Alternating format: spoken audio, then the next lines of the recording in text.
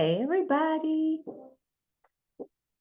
happy Saturday. I hope you are having a great one. It is kind of raining here in Kansas City, and I decided to come on live just to kind of address a question that I find myself getting a lot now that I have reveal to everyone my situation and what has been going on with me a little over a year now. So I'm getting questions about it. And so it's a rainy day here in Kansas City. I decided, hey, you know what? You might as well go live and just talk about it. So I'm going to give it just a few moments so more of you all can jump on in. I hope, again, you all are having a great day.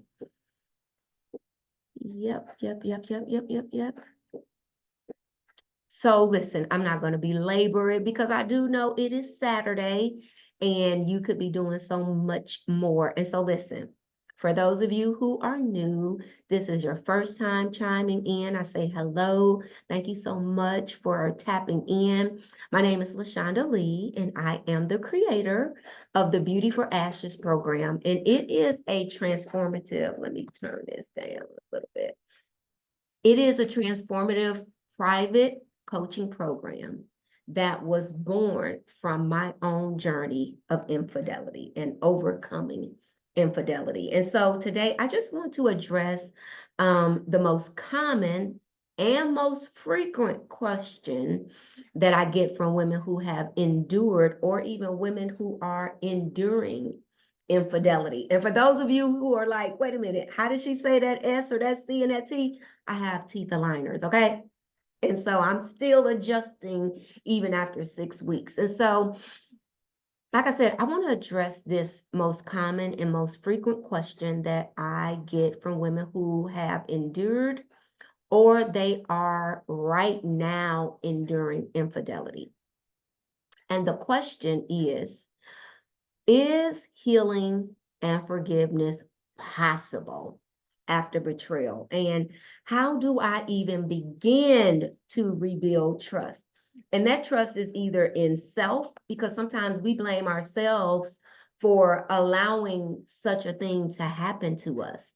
And then, of course, it's so challenging to trust other people because you think about the one I've given my heart to, the one I've given my love to, the one I've given myself to has betrayed me in the worst way that you can betray a woman. I believe infidelity is the worst way that you can betray a woman because it's not just surface level, it goes to the core because that woman begins to compare herself. She began to think she needs to change things about herself. And in reality, it's not even about her. But when you go through it, no one can get you to believe that. All right. And so, how would I address this question? First and foremost, I want you to know that healing and forgiveness are not only possible after betrayal, but are also transformative journeys that can lead to newfound strengths that you did not know you had, resilience that you did not know you were capable of, and believe it or not, peace. I cannot tell you how much strength I now know I have, how much resilience I now know I have, and how much peace I have.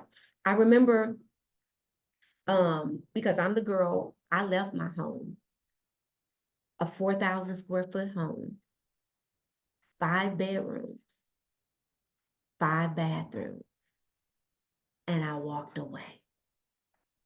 But I relied on a promise that the Lord gave me. And he said in Haggai or Haggai, however you want to pronounce it, he promised me, he gave me the scriptures, Haggai 2:9.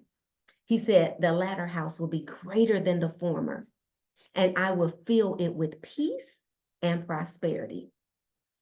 That gave me the strength, the resilience, and the peace to walk away.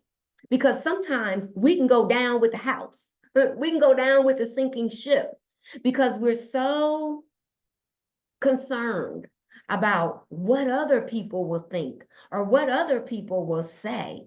How will they view me? Does it look like I lost? Now, does it look like they won? All of that messes with your strength, your resilience, and your peace.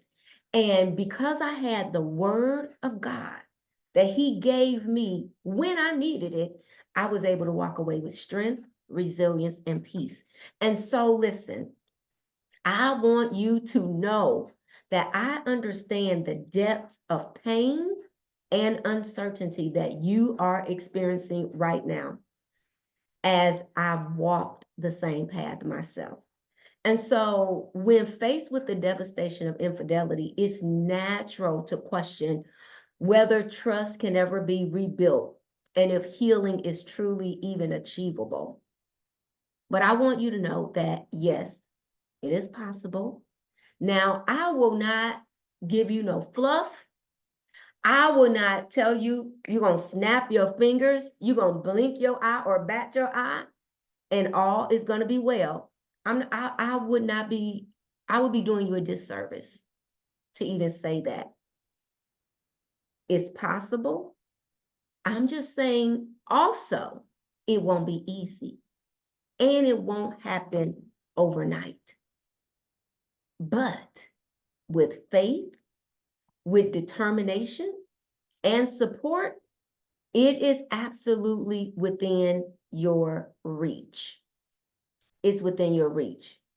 All right. And so in my own journey, I discovered that healing really began with me acknowledging and processing the pain. And so often we want to stay away from the pain, right? You want to stay away from the pain, but you have to acknowledge it, right? You have to acknowledge the pain. Don't pretend like it's not happening. Don't pretend like it didn't happen. But you begin with acknowledging and processing the pain. And for those of you who have questions, hey, put them questions in the comment. I just want to continue rolling on. Put your questions in the comments. Put your comments in the comments, all right? And so with my own journey, like I said, I had to acknowledge, I had to come face to face with what was happening, acknowledge and process the pain. It's okay to feel the hurt. It's okay to feel the anger or be angry or to feel angry. It's okay to feel broken, right? Because at that moment, your world has just become chaotic. Your outer world has become chaotic. Your inner world has become chaotic. And so it's okay to feel the hurt, the anger, the brokenness. It's all a part of the healing process. Through prayer, reflection, seeking support from others who have walked similar paths, and because I had already been coaching women for over 12 years on dealing with emotional trauma, just didn't know I was going to have to deal with this kind of emotional trauma. So through that wisdom, through the prayer, through reflection, through seeking support from others who've walked through similar paths, I gradually found the strength to forgive, not for my ex-husband's sake, but for my own peace of mind and my own emotional well-being, right? All of that. Like even today, I can talk to him. I can laugh with him. I can do this because I have forgiven. I am in a healed place. I am in a happy place. I am in a peaceful place. And so there's no need for me to still walk around with anger, resentment, and bitterness because he didn't do it to me. He did it to himself, right? And so forgiveness, it doesn't mean forgetting or condoning the betrayal. It just simply means that you have released the burden of anger. You have released the burden of resentment. You have released the burden of bitterness that weighs heavy on your heart. And so at the end of a day,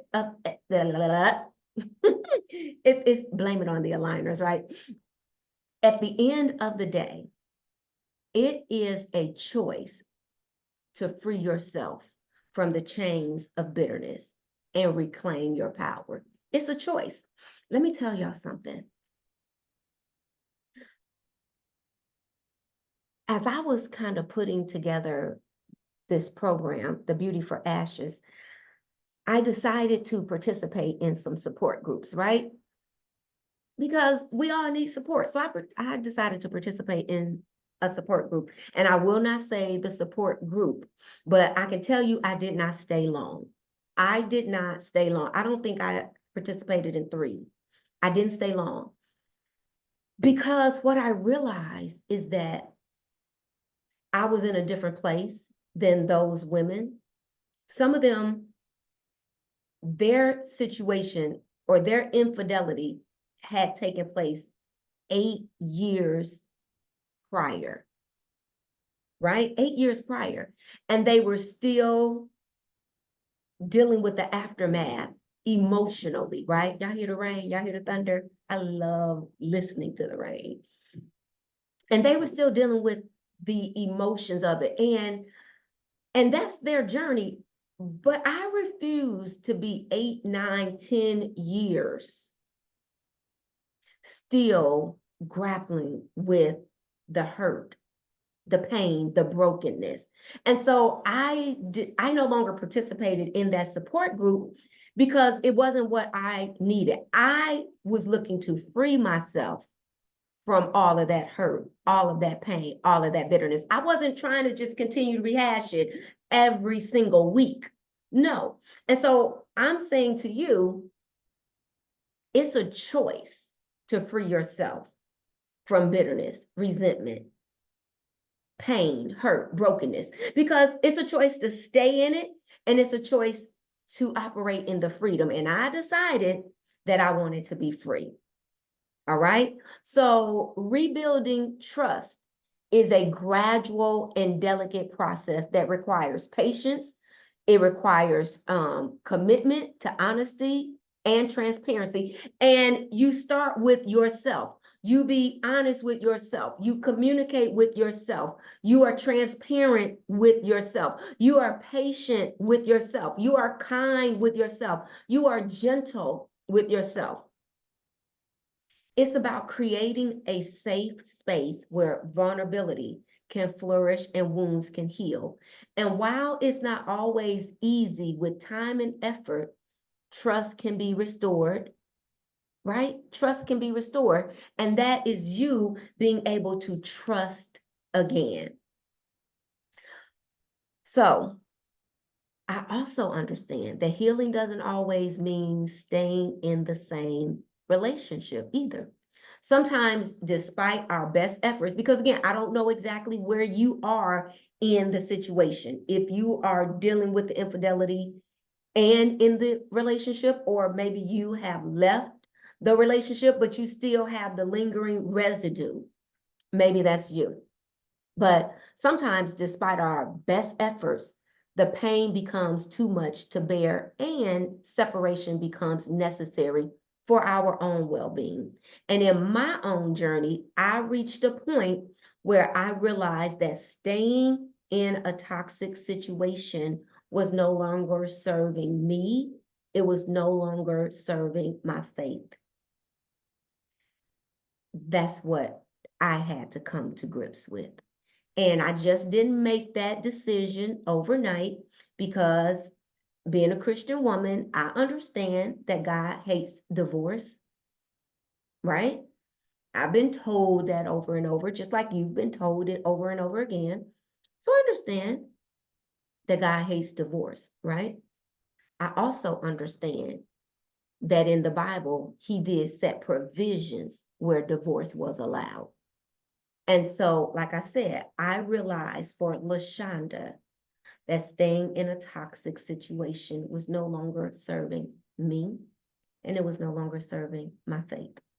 And so, listen, through my coaching program, Beauty for Ashes, I'm here to walk alongside you on your journey of healing and your restoration. And the program is 12 weeks and it is designed to help you recover from the pain, right? And the trauma of infidelity. It is created and designed to deepen your spiritual connection with Christ because you might feel that God has just left you stranded. All right. And so we want to make sure that we deepen your spiritual connection with Christ and cast a vision for your life, right? Cast the vision for your life post infidelity, post divorce, right? And so together, I am excited because we will explore the depths of your pain, right? Remember, I said you got to acknowledge and process it. And yeah, we're going to do that. We're going to explore the depths of your pain, uncovering the wounds that need healing and the strengths that lie within you because they are there. They may be, beneath the all the residue, and we may have to pull back the layers of the onion, but we can do that, right? We are going to delve into practical, not just theoretical, but practical strategies for rebuilding trust, nurturing self-love, and finding peace, whether that's within your current situation or you moving forward on your own path. And so I'm gonna give y'all a new name, right? I'm gonna give y'all a new name. I'm gonna call you all courageous hearts, all right? Courageous hearts, because it takes courage to do what you need to do, right? And it takes that courage coming from the heart. So, courageous hearts, I want you to know that you are not alone in this journey.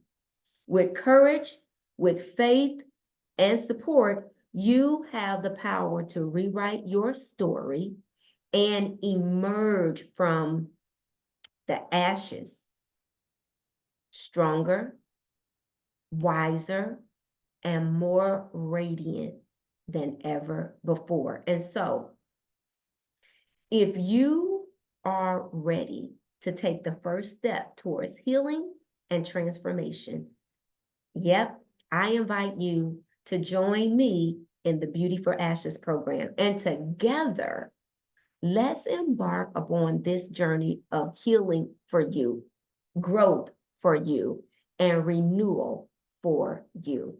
All right.